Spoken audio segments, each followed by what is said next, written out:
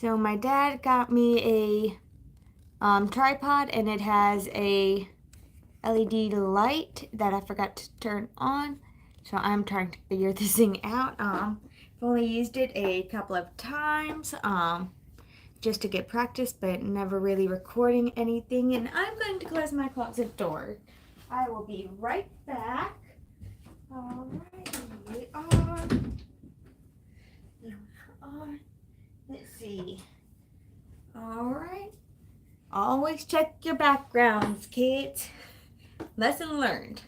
Alright, so yeah, today is another Sunday, which means another backstory. And as you can see, is leaning on the everlasting arms, which is a beautiful older hymn. But it's still a good hymn. It has kind of like what I would say a bounce to it or a rhythm to it. It's really nice. And I'm playing it for offertory tonight, an arrangement of it for offertory tonight. So I thought, why not get practice with it today, especially with my backstory. Let's see, I can get practice it, and I can also give you the backstory to it because it is found in Then Sings My Soul by Robert J. Morgan, published by Thomas Nelson. Which is where I get all my information right now. I'm still looking through the other two hymn background books that I have, but I just haven't really been able to figure out how I can do it with those just yet. But I'm still exploring that option. So, Leaning on the Everlasting Arms was written by Elisha A. Hoffman and Anthony J. Showalter. And it was published in 1887. Um, and it was kind of born out of troubling circumstances, the song, but we'll get into that. Anthony Showalter was a principal at, let's see, it says, I'm sorry if you could hear that notification. I forgot to silence my phone, but we're just going to keep rolling with it. Anthony Showalter was the principal at the Southern Normal Musical Institute in Dalton, Georgia. He was a Presbyterian elder who advocated for old gospel music, which this does have a gospel air, I guess. I don't know. Don't know all the really terms, the different genres or anything. But I am traditional, and that's a traditional gospel hymn. Showalter did publish about 130 different music books, and the combined sales of all 130 books equal to over $2 million, which is pretty good. He went around the South conducting singing schools or seminars, as we might call them today. He took um, an interest in his students to try to learn more about them and to just almost build a rapport with them, keep them interested in the music, what he was teaching during these seminar schools. So yeah, he he even kept up with his students over the years after they would graduate or he would move on. And then one evening in 1887, he received a letter from two of his former students telling him that they needed prayer. Both of their wives had died. So he was devastated. He received the letters at a local church in Hartselle, Alabama, which I meant to look this up before the video, but I wonder how far that is from Dothan, because it would be kind of neat to go there, because it had such a powerful background on leaning on the everlasting arms. After Professor Showalter had read the letters of his students' bereavements. He went to the Bible, and he was just trying to look for verses to help comfort them, to help them draw nigh to God, and to cast all their care on Him and to lean on Him. He went to Deuteronomy 33:27, and I don't know what is up with me the last couple of weeks not having the verses ready, but once again I have the Bible ready within arm's reach. So it's Deuteronomy 33:27,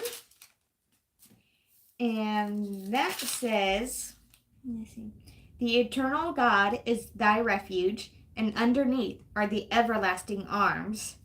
That was just the first part. And through that is where he drew his inspiration for the chorus of Leaning on the Everlasting Arms. He pondered that verse and came up with the chorus, leaning, leaning, safe and secure from all alarms, leaning, leaning, leaning on the everlasting arms. He wrote quick replies to his bereaved friends, and then he sent another letter to a friend who was a hymnist who wrote hymns, Elisha Hoffman. And in the letter he says, "Here is the chorus for a good hymn from Deuteronomy 33:27," his letter said, "but I can't come up with any verses." So Elisha Hoffman wrote 3 stanzas and sent them back. So he was able to help his friend finish.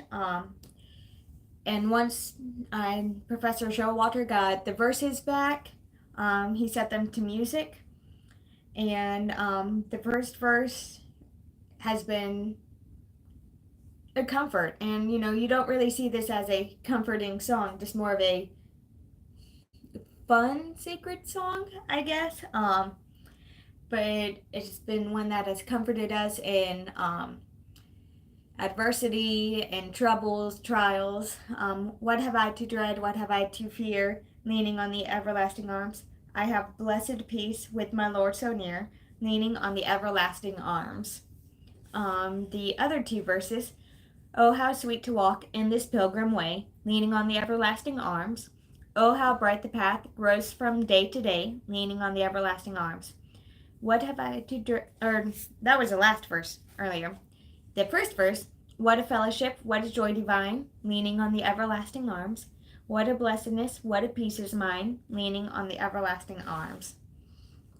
And Robert J. Morgan does give a couple of quotes at the end of this article, one by Charles Spurgeon and the other by Matthew Henry, who is a great Bible commentator. Charles Spurgeon once said, "God, the eternal God, is our support at all times, especially when we are sinking into deep trouble. There are seasons when we sink quite low. ... Dear child of God, even when you are at your lowest, underneath are the everlasting arms." Matthew Henry's quote, "However low the people of God are at any time brought, everlasting arms are underneath them to keep the spirit from fainting and the faith from failing, even when they are pressed above measure. ... Everlasting arms with which believers have been wonderfully sustained and kept cheerful in the worst of times. Divine grace is sufficient." So that was pretty neat. Now I am going to try to play an arrangement of it for y'all today. It's arranged by Reba Snyder in the book Celtic Hymns, which was copyrighted in 2016 by Majesty Music, which is where I get a lot of my music books, honestly. So yeah, here we go. Let's see, let me turn it up a little bit.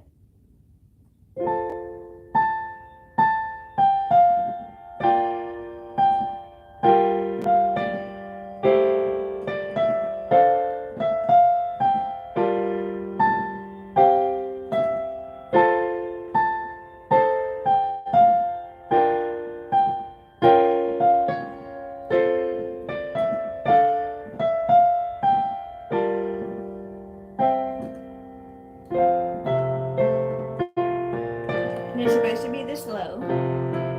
I promise.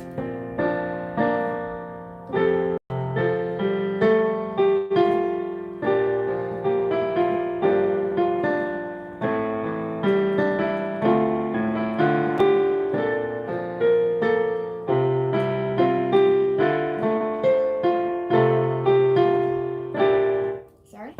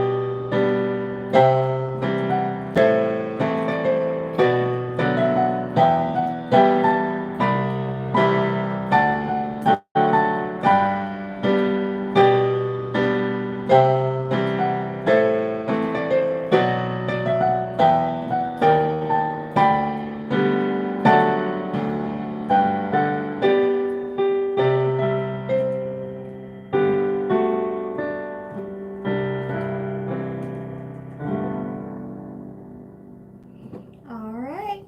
And yes, it was supposed to be that slow, and then I sped up on the last verse or the last chorus. So yeah, I hope you enjoyed it. Let me know in the comments below, and yeah, make sure to like, subscribe, comment anything like if you liked it, or even if you just want a request, want me to play something, even if it's with the backstory or without. Yeah, just let me know, and make sure to click the bell icon so you never miss another video, and you always know when I go live, which is probably pretty often with this series. Alright, I hope you have a good rest of your Sunday or whenever you watch this, and yeah, I will see you next time. Bye bye.